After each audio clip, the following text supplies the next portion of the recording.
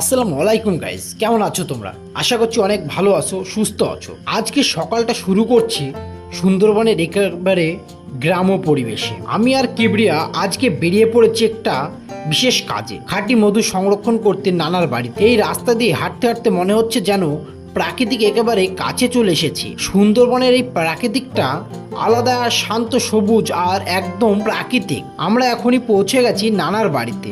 দেখতেই পাচ্ছেন নানা এখনো রান্নার কাজেই ব্যস্ত।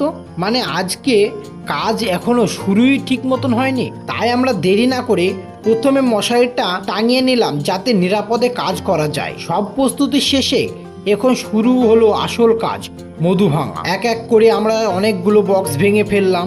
প্রতিটা বক্সে আসে পরিশ্রমের ফল, প্রাকৃতিকভাবে তৈরি খাঁটি মধু। কিন্তু বন্ধুরা, এই বক্সটি খুলে দেখি কত সুন্দর করে মৌমাছিরা খাবার তুলেছে, আর এর কোয়ালিটিটাও সত্যি অসাধারণ। এই মধু একেবারে প্রাকৃতিক, কোনো ধরনের ভেজাল নেই।